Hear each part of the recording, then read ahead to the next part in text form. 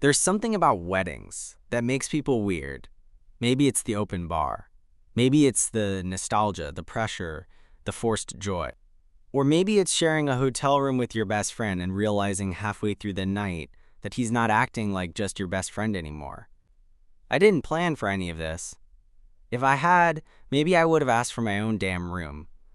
But no, it started simple enough. Bro, let's just split one, Ethan said, already clicking through the reservation site. Cheaper, and we're only there 2 nights. He was right. And it wasn't like we hadn't shared space before. Same hotel bed during spring break sophomore year, crashed on his couch a dozen times. Hell, I once slept on the floor of his room for 3 nights after my landlord fumigated my place, so this didn't feel like a big deal. Not until it was. The wedding was in Vermont, one of those rustic barn things, fairy lights, mason jars, acoustic guitars. Ethan and I drove up together Friday morning, both of us hungover from a friend's birthday the night before, nursing coffee like it was medicine. The drive was uneventful. We cracked jokes, sang along to 2000s emo songs, stopped for gas station snacks. He kept stealing bites of my granola bar. I didn't mind. Ethan and I had been best friends since college. We'd been through everything together. Breakups, job losses, shitty roommates, long nights in shitty bars. He was my person, the guy that first called when life got too loud. I knew everything about him, and for a long time, I thought he knew everything about me. Except maybe this one thing. That maybe, I didn't see him as just a friend anymore. I'd buried that truth deep, the way you bury something you know you can't have. But there are moments, little flashes. Like the way he hugs me a second longer than he should. Or the way he calls me man in public but dude when it's just us. Or how sometimes, when he's half drunk and sprawled on my couch, his gaze lingers like he's about to say something but doesn't. The hotel room was small, beige, and forgettable. 2 queen beds, a narrow window, and a bathroom with dim lighting. We tossed our bags down and debated over who'd get which bed like it mattered. You snore, I reminded him. Bullshit. You do. You literally woke me up once at Coachella, I said. He laughed. Whatever.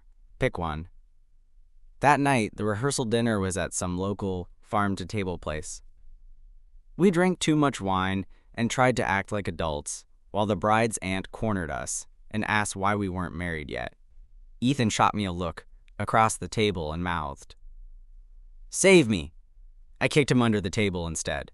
By the time we got back to the hotel, it was close to midnight, and both of us were buzzed and exhausted. He peeled off his dress shirt in one motion, standing in the middle of the room in his undershirt and boxers. I turned away too fast, too aware of the way his back curved, the way his laugh echoed as he fumbled with the TV remote. Netflix or sleep? He asked. Sleep, I said, already climbing into my bed. Big day tomorrow. He sighed dramatically, but shut off the TV. I heard him settle under the covers, the rustle of blankets, the familiar sound of him exhaling like he always did when his head hit the pillow. We lay in silence for a bit, the room still except for the hum of the AC. Then he said, "You remember that wedding in college, when Kyle caught the bouquet and freaked out?" I smiled in the dark. "Yeah, he screamed like he got shot." Ethan chuckled. "I thought you and I were going to be the last ones single back then. Maybe we still will be." "Would that be so bad?" he asked. His voice was quiet now. Different. I glanced toward him, though I couldn't see much in the dark. "What do you mean?" He didn't answer right away. Then he said, "I don't know. Maybe it wouldn't be so bad. If it was you." My heart stuttered. I tried to keep my voice steady. "You're drunk." "Yeah," he said, a whisper, but not that drunk. And then, I swear, I heard him get out of bed. The soft creak of the mattress, the quiet shuffle of bare feet on carpet. Before I could say anything, I felt the edge of my bed dip as he sat down. And when I turned to look at him, his face was closer than I expected. I didn't move. I couldn't. Ethan was sitting on the edge of my bed, his silhouette lit faintly by the glow from the hallway light seeping under the door. He wasn't looking at me exactly, but past me, like he was thinking too hard and too fast at the same time. "Ethan," I said, quieter than I meant to. He finally turned his head, and I saw just enough of his face to catch the tension in it. His jaw clenched, his eyes darting to mine for a split second before dropping. "Can I lay here?" he asked, barely above a whisper. I blinked. "You have your own bed." "I know." I waited for some kind of explanation, a joke, a drunken excuse, anything, but it didn't come. Instead, he shifted, pulling the comforter back, like this was normal, like we did this all the time. I should have stopped him. I should have said, "What are you doing?" Or, "This isn't a good idea." But I didn't. I moved over without thinking and let him slide in next to me, the heat from his body immediately noticeable in the cold space between us. We lay there on our backs, side by side, not touching but close enough that I could hear every breath he took. The silence was brutal. Then, softly, he said, "Do you ever think about it?" I turned my head. "Think about what?" "Us. If we'd ever been more than friends." I didn't answer right away. My chest felt too tight. He wasn't joking. He wasn't drunk enough to be joking. "Why are you saying this now?" I asked, voice low. "I don't know," he admitted. It's been in my head. And tonight, I don't know. You looked good, and I kept thinking about how it's always you I'm with at these things. You're the one I call. You're the one I want next to me when everything's weird." I didn't know what to say. That he was the only person who could make me laugh when I didn't want to? That sometimes I imagined what it would be like to wake up next to him. Not like this, but in a real way. But I said nothing. He turned on his side, facing me now. His voice dropped even lower. "I think maybe I've been wrong about myself." That hit me like a punch. I shifted, trying to look at him through the darkness. "What do you mean?" "I mean, I've been telling myself I'm straight my whole life," he said, "because it was easier, because I didn't want to question anything. But with you, I don't know what this is. I just know it feels different. Better." He reached out, his hand hesitating in the space between us. My breath caught. His fingers brushed the back of my hand, just barely, like he was waiting for me to pull away. I didn't. I couldn't. When I didn't move, he laced our fingers together slowly, carefully, like he was still afraid I might change my mind. "I don't want to mess this up," he said, voice cracking just a little, "but I needed you to know." I squeezed his hand back, my heart thundering in my chest. "You're not messing anything up." He didn't say anything after that. He just exhaled, deep and long, and slid a little closer, our shoulders touching now. I closed my eyes and tried to steady my thoughts. The room smelled like hotel sheets and the faint scent of his cologne. I didn't sleep much that night. I just lay there, feeling his hand in mine, wondering what tomorrow would mean, and knowing we'd never be just friends again. The next morning, the room was quiet. I was already awake when Ethan started to stir, our hands no longer clasped, but still close, resting on the mattress between us. He blinked a few times, stretched, then turned to me. His hair was a mess, his voice still gravelly with sleep. "Morning." "Hey," I said, not sure what tone to use. There was a brief silence. Not awkward exactly, but thick with the weight of everything from the night before. He sat up, rubbed his face, then looked at me with a nervous smile. "Did I say too much?" I pushed myself upright, blankets pooling around my waist. "You said what you needed to." Ethan nodded slowly, like he didn't quite know what to do with that. "And you? You okay with it?" I hesitated, not because I didn't know the answer, but because saying it out loud felt like stepping off a ledge. "Yeah," I said finally. "I'm okay with it." His shoulders relaxed a little, but he didn't say anything right away. He just looked at me for a long second, like he was searching for something in my expression. Then he grinned, a little sheepish. "Cool. Just making sure I didn't scare you off." "You've never scared me, man." He chuckled and stood up, stretching in that careless way he always did. Arms overhead, t-shirt riding up just enough to show skin. I looked away instinctively. "I'm gonna shower before breakfast," he said. I nodded. "Go for it." As soon as the bathroom door clicked shut, I let out a breath I hadn't realized I was holding. My mind was a mess, Part of me still caught in the way he'd looked at me last night. Part of me trying to figure out what the hell today was supposed to be. We had a wedding to go to, people to see, speeches to sit through, and now this thing between us. When he came out of the bathroom, towel around his neck and hair still damp, I tried to act normal. He tossed me the key card and said, "Your turn." The wedding wasn't until late afternoon, so we had time, but everything felt different now.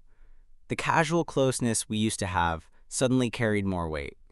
Like every brush of the shoulder, every glance had new meaning. At the wedding, we sat side by side during the ceremony. He nudged me when the flower girl tripped and whispered jokes during the vows. It felt like old times, except not. Because every now and then, I'd catch him looking at me, not in the usual friendly way, but softer, quieter, like he was still figuring things out. Like he was seeing me differently now. Or maybe letting himself see what had always been there. At the reception, the open bar flowed fast. Music thumped, people danced, and the warm golden lights made everything feel a little unreal. At one point, I stepped outside just to breathe. Ethan found me leaning against a railing, looking out over the parking lot lit with fairy lights. "You disappeared," he said, handing me a glass of water. "Just needed some air." He stood beside me, our shoulders almost touching. I get it. A lot of emotions in there. People crying over toast and chicken. I laughed, sipping the water. "You're not crying, are you?" "Not yet," he said, then paused. "But I meant what I said last night." I turned to him. "I know." He looked down at his shoes, then back up. "I wasn't planning on saying any of that. I didn't even know you know." "It's okay," I said. "You don't have to have it all figured out right now." He nodded. Grateful. "But I do know I don't want this to be a one-time moment. I don't want to pretend nothing happened." "Me neither," I said, my voice steadier than I expected. Then he stepped in just slightly. Barely a shift, but enough for his hand to brush mine. We stood like that for a while, the cool evening air settling over us, the wedding noise fading behind the glass. And for the first time it felt like the start of something, instead of the end of something else. Later that night, back at the hotel, I sat on my bed kicking off my dress shoes while Ethan paced near the window, holding a glass of water like he didn't know what to do with his hands. We'd barely spoken on the drive back. Not because anything was wrong, but because it felt like if we started talking, something real would come out. And neither of us seemed ready to say it first. He finally broke the silence. "This is weird, right?" I glanced up. "What is?" "This. Us." He gestured vaguely between us. "I don't know what's happening, but it's not nothing." "It doesn't feel like nothing," I said. He sat down on his bed, facing me.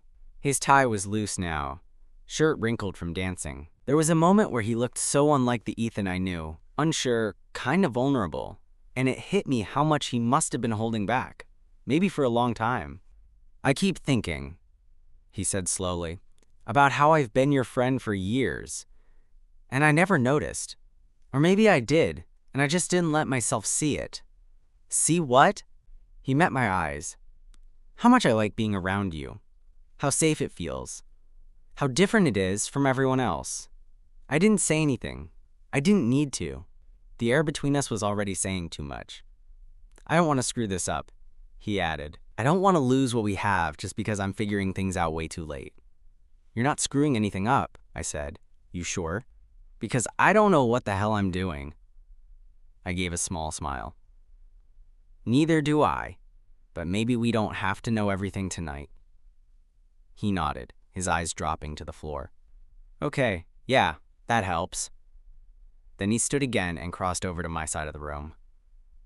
"I don't want to sleep alone tonight," he said quietly. There was no hesitation in me this time. I pulled back the covers. When he slid into bed next to me, it was careful. No dramatic gestures, no big confessions. Just a quiet understanding that something had shifted and we weren't going to pretend it hadn't. We lay side by side again, just like the night before, except this time I could feel his arm graze mine on purpose. His hand hovered, waiting. I reached out and let our fingers link again. "You always did take care of me," he whispered. I looked at him, the side of his face barely visible in the dark. "You make it easy." He turned his head, just slightly, and I could feel the warmth of his breath. I don't know who moved first. Maybe it was both of us. But a second later, his lips brushed mine. Not rushed, not dramatic, just there. Soft, real, unsure, and certain, all at once. It didn't last long. We both pulled back at the same time, eyes still closed. "Okay," he whispered. "Okay," I echoed. And that was it. No fireworks, no sweeping music.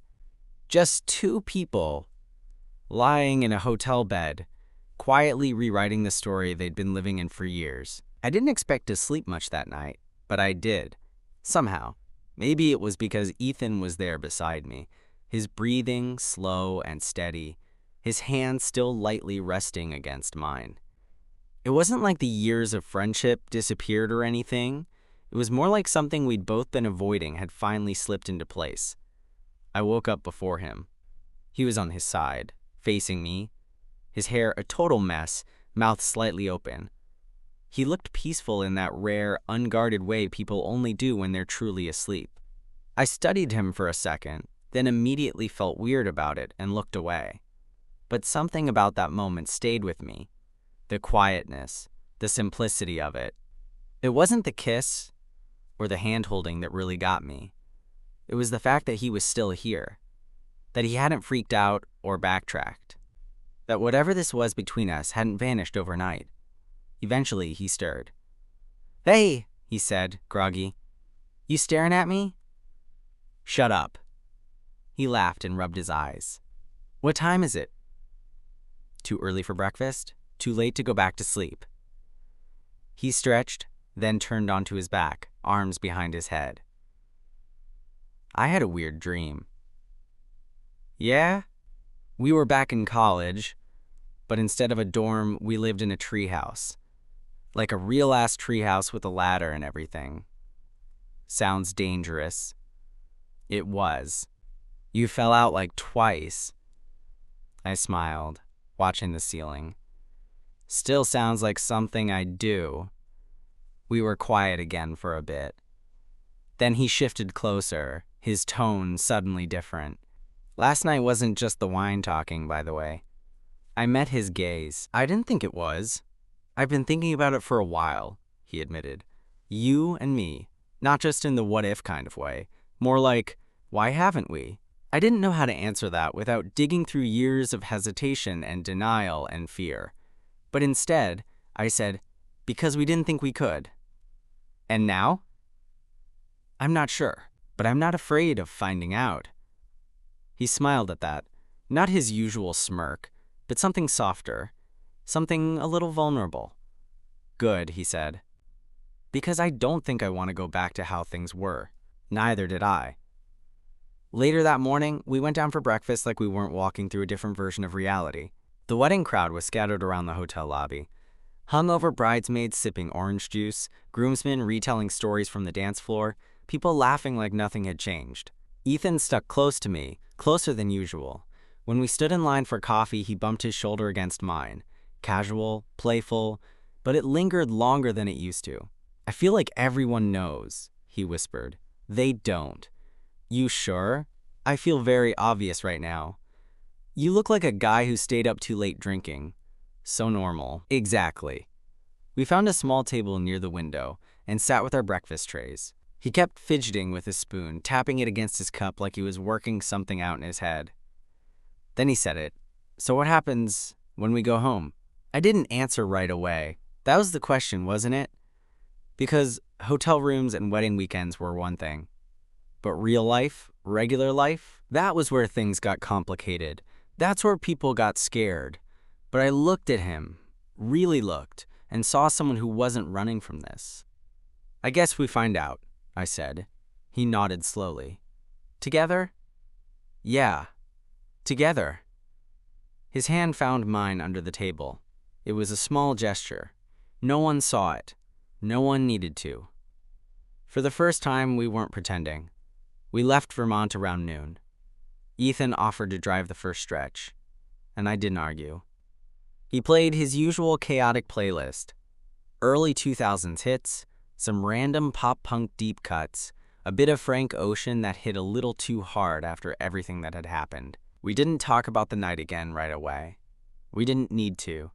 It sat between us, warm and quiet, like a shared secret instead of a loaded memory. But about 2 hours into the drive, somewhere on I-91, he glanced over and said, "So are we dating now?" I almost choked on my water. "Seriously?" He laughed. "What?" "I'm just saying. If this is a thing, shouldn't we figure out what kind of thing it is?" I set the bottle down. "We kissed once. You slept in my bed. Twice." "Okay, twice." "I'm just saying, maybe we don't need to slap a label on it while we're still digesting those tiny hotel muffins." He nodded. "Fair. But I've never felt like this with anyone." I looked at him. He was focused on the road, but there was something different in his face. Not scared, not confused. Just open. "You mean that?" I asked. "Yeah. I don't know what this is exactly. But I know I don't want to go back to pretending you're just my friend. Because that's not what you are anymore. If I'm being honest, maybe you never were." That hit harder than I expected. I looked out the window, unsure what to say. After a moment I asked, "So what does that make me now?" He glanced at me. "The guy I've probably been in love with for a while and didn't realize." I felt my chest tighten. In a good way. "That's a bold statement for someone who couldn't admit it last night." He grinned. "I've had time to think." I shook my head, but I couldn't stop smiling. We got back to the city in the early evening. My apartment was the first stop. He helped me carry my bag up, then lingered in the doorway like he wasn't sure if he was supposed to leave. "You want to come in?" I asked. He hesitated. "I feel like if I do, I'm never going to want to go back to my place." "Is that a problem?" He stepped inside without answering, dropped his keys on the kitchen counter like he'd done it 100 times, sat on the couch like it was already his.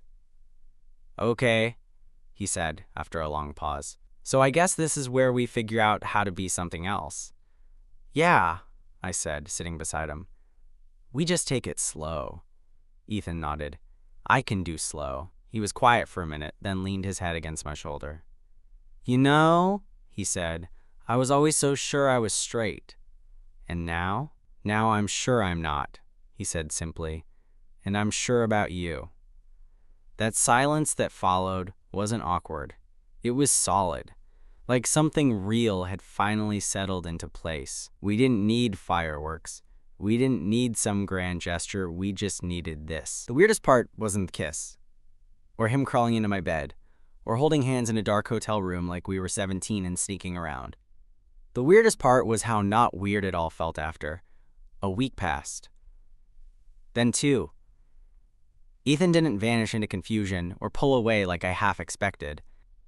If anything, he started showing up more for dinner, for just 1 episode that turned into 3, for no reason at all. He started keeping a toothbrush at my place. Then a hoodie. Then a pair of sweats. By the end of the month, I found one of his socks in my laundry basket, and that's when I knew, whatever this was, it wasn't temporary. It wasn't a wedding thing. It wasn't a one-time thing. It was us. Just rearranged. And yeah, it wasn't all smooth. There were questions. Some he asked out loud. Some he just looked like he wanted to ask but didn't. Like when we were out and someone stared at us a second too long, or when I introduced him to friends as Ethan, without explaining more. Once, while we were brushing our teeth side by side, he paused mid-rinse and said, "You think your mom's gonna freak when I show up at Christmas?" I laughed, toothpaste foam in my mouth. "If you show up with pie, she'll love you. If you show up with wine, she'll love you more." He nodded thoughtfully, mouth still full of toothpaste. So wine and pie, got it. But underneath the jokes, there were moments that hit deeper, like when he told me out of nowhere, "You make me feel more like myself than I've ever felt." Or when he rolled over one morning, wrapped his arm around my waist, and mumbled half asleep, "I don't think I ever actually wanted anyone until you." And I believed him, because there was no performance, no posturing, no doubt in the way he looked at me like I was something he finally let himself reach for. It was slow. It was real. And one night, weeks later, we were back in bed. This time my bed, his arms slung lazily over my chest as we lay in that calm, late-night kind of quiet. He whispered, "Do you ever think about that wedding?" "All the time." He shifted closer, resting his head on my shoulder. "I think that's the weekend everything made sense." I ran my fingers gently through his hair. "Me too." And then he added, "I think part of me forgot we were just friends long before that." I smiled, eyes closed. Same. He pressed a soft kiss to my collarbone. Nothing rushed, nothing dramatic. And I held on to that feeling like it was the most certain thing I'd ever known. Because it was.